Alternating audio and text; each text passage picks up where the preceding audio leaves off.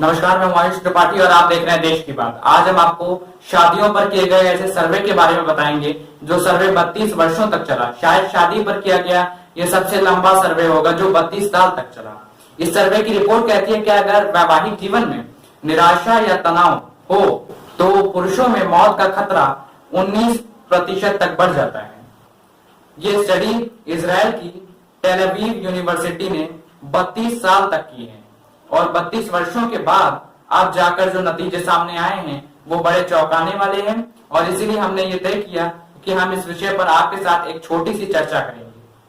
भारत में शादी को जन्मों का रिश्ता माना जाता है। कहते हैं 7 जन्मों का रिश्ता होता है जब किसी का विवाह होता है और बड़े बुजुर्ग यही आशीर्वाद देते हुए कहते हैं कि भगवान इस जोड़ी को सदा ऐसे ही बनाए रखे और जन्मों जन्मों तक आप एक साथ रहें। एक अध्ययन के मुताबिक हमारे देश में हर साल 1 करोड़ शादियां होती हैं, जिनमें से 80% शादियां हिंदू रीति रिवाज से होती हैं और इनमें से अधिकतर शादियां जीवन भर चलती हैं और कभी तलाक की नौबत नहीं आती, ऐसा कहा जाता है।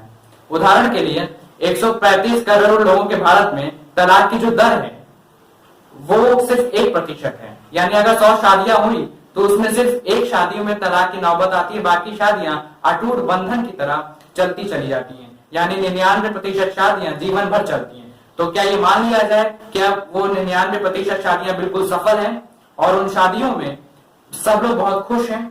हालांकि बहुत सारे मामलों में ऐसा होता है कि लोग अपने वैवाहिक जीवन से खुश नहीं होते, लेकिन फिर भी अलग अलग मजबूरियों की वजह से उस बंधन में बंधे रहते हैं और कभी अपने बच्चों की वजह से, कभी अपने परिवार की जिम्मेदारी की वजह से उस रिश्ते को निभाते चले जाते हैं अपने अंतिम समय तक। और ये सिलसिला ऐसे ही जीवन भर चलता रहता है, चाहे वो इसमें खुश हो या ना हो। लेकिन ये नई स्टडी कहती है कि अगर वैवाहिक जीवन में खुशी ना हो तो ऐसी स्थिति में पुरुषों को मौत का खतरा 19% तक बढ़ जाता है। यह स्टडी 32 वर्षों तक चली और इसमें 40 या उससे ज्यादा उम्र के 9000 पुरुषों से बात की गई। इसकी कोई ये छोटा सर्वे नहीं है, कोई 9000 पुरुषों से बातचीत के आधार पर यह किया गया है और यह सर्वे 32 साल तक चला।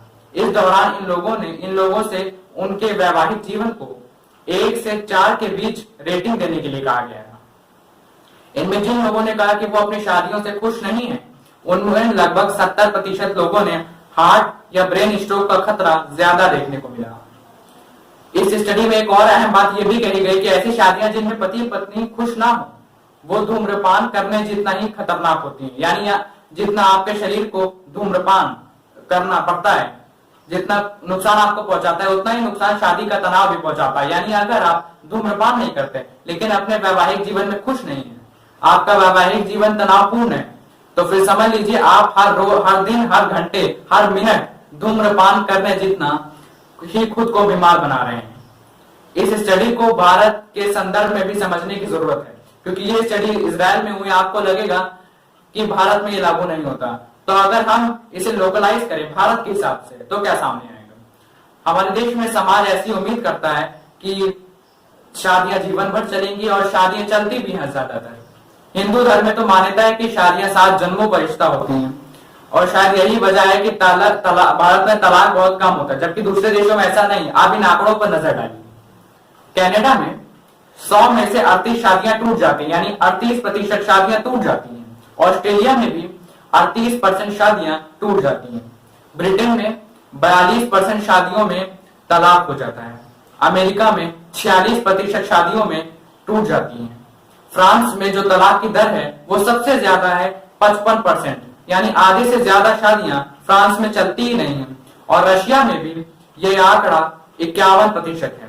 हालांकि इस समय दुनिया में ऐसा कोई आधिकारिक डेटा मौजूद नहीं है जिससे हम आपको ये बता सकें कि कितने लोग अपने वैवाहिक जीवन से खुश नहीं हैं और तनाव में हैं। और ऐसा इसलिए क्योंकि शादियों को एक बहुत निजी मामला माना जाता है, प्राइवेट अफेयर माना जाता है।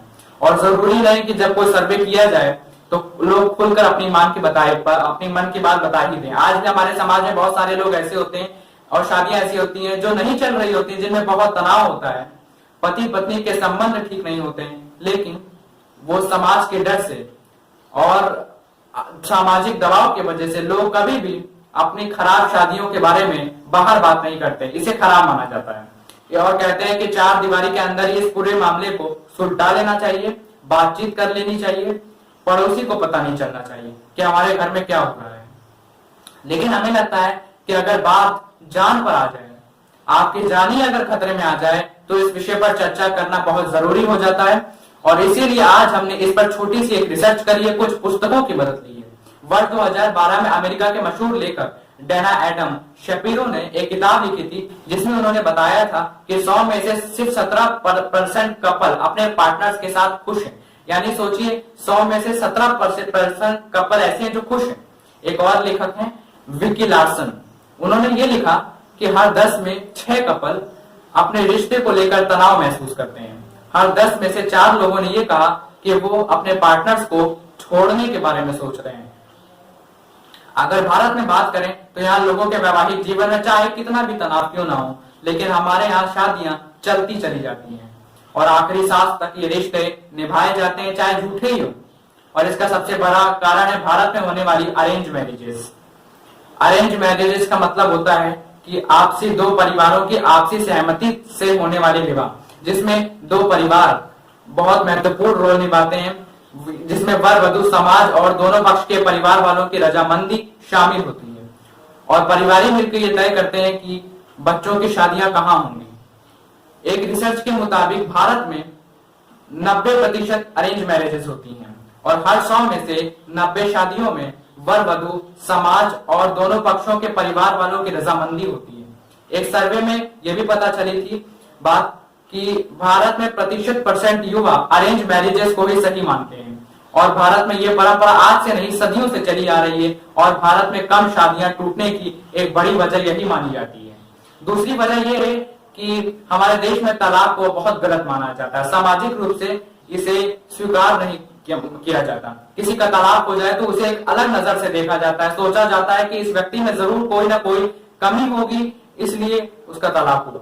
और समाज में तलाक लेने वाले लोगों को उतना सम्मान नहीं मिलता जितना उन लोगों को मिलता है सम्मान जिनकी शादियां जीवन भर चलती हैं। अरेंज मैरिजेस सफल तो होती हैं, क्योंकि इसलिए सफल होती हैं क्योंकि टूटती नहीं है। लेकिन कई मामलों में यह भी देखा गया है कि लोग अपने वैवाहिक जीवन में खुश नहीं होकर भी इस रिश्ते को जबरदस्ती निभाते चले जाते हैं और इसकी बहुत सारी वजहें हैं। हमारे समाज के हिसाब से देखें तो पहली वजह तो ये बच्चों और परिवार के दूसरे सदस्यों की जो जिम्मेदारी होती है, उसकी वजह से लोग शादियों से बाहर नहीं जाना चाहते। बच्चे एक बार हो जाते हैं तो बच्चों के लिए वो बाकी सारी चीजें इग्नोर करते रहते हैं। फिर हमारे देश में जो शादीशुदा लोग हैं उन्हें इस बात का बहुत डर लगता है कि लोग क्या कहेंगे। इस बात का उन्हें बहुत डर रहता है, अगर वो अलग हो गए, उनकी शादी ठीक से नहीं चल रही, अगर लोगों को पता चला तो लोग क्या कहेंगे, इस बात का बड़ा उनको सामाजिक डर रहता है। कई मामलों में तलाक के बाद आर्थिक समस्याओं का डर भी महिलाओं को शादियों से अलग नहीं होने देता, क्योंकि महिलाओं के मन में ये डर होता है कि अगर एक बार तलाक होने के बाद, एक तो बहुत सारी महिलाएं ऐसी होती हैं जिनके पास आर्थिक जो उनकी जो फाउंडेशन होती है वो ठीक नहीं होती है, अब वो आर्थिक रूप से कमजोर होती हैं, तो उन्हें ये लगता है कि शादी के बाद कैसे गुजारा होगा, उनके पास नौकरी नहीं होती। और बहुत सारे मामलों में यह भी होता है कि शादियों के बाद जो महिलाएं घर छोड़कर चली जाती हैं, उनकी छवि भारत में काफी गलत बन जाती है। तलाक के बाद महिलाओं का अपना परिवार, उसे भी डर लगता है कि, और कई बार महिलाएं शादियों के बाद निकल के वापस अपने माँ बाप के घर आ जाती हैं, तब भी उन्हें बहुत तरीके के दबाव महसूस करने पड़ते हैं और वहां अपने घर में भी उन्हें एक बोझ की तरह देखा जाता है। परिवार को डर रहता है कि दूसरी लड़कियों की शादी नहीं होगी और शायद इसी वजह से लोग शादी से खुश ना होकर भी ये सोचते हैं कि इसे तोड़ना ठीक नहीं, अब जैसा भी है रहता रहिए।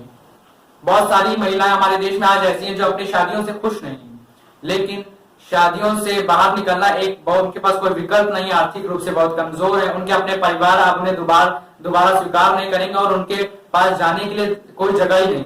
इससे अच्छा वो ये मानती है कि जीवन भर ऐसे ही खराब संबंध होते हुए भी, दुखी रहते हुए भी इसी शादी में रहते रहे। हम भी मानते हैं कि शादियां वर्षों वर्षों तक चलनी चाहिए, जीवन भर चलनी चाहिए, लेकिन हम ये भी मानते हैं कि अगर कोई व्यक्ति, चाहे वो पुरुष हो या महिला हो, अगर अपने वैवाहिक जीवन में खुश नहीं है तो उसे ये कोशिश करनी चाहिए कि अगर वो रिश्ते से अलग होना चाहता है, पहली कोशिश तो ये होनी चाहिए कि रिश्ते में तनाव दूर हो जाए और ये रिश्ता अच्छी तरह चलता रहे। लेकिन अगर नहीं चल पाता है तब फिर इस फैसले का भी सम्मान होना चाहिए कि ये लोग अपने रिश्ते से बाहर निकलना चाहते हैं। इस पर आज हमने कई एक्सपर्ट से बात करी है। एक्सपर्ट्स क्या कहते हैं आप सुनिए। पुरुषों के मानसिक स्वास्थ्य पर भी रिश्ते के टूटने का बहुत गहरा असर होता है, क्योंकि पुरुष जो है वो अपने मन की बात किसी से कह नहीं पाता, किसी से शेयर नहीं कर पाता, और उसके ऊपर और भी बहुत सारी पारिवारिक समस्याएं, बाहर की, उसकी नौकरी की, या उसके जॉब से रिलेटेड, उसके ऊपर उसके रिश्तेदारों का दबाव, उसके समाज का दबाव उसके ऊपर भी बहुत होता है, जिससे उसका शारीरिक स्वास्थ्य के साथ साथ मानसिक स्वास्थ्य पर भी बहुत गहरा प्रभाव पड़ता है।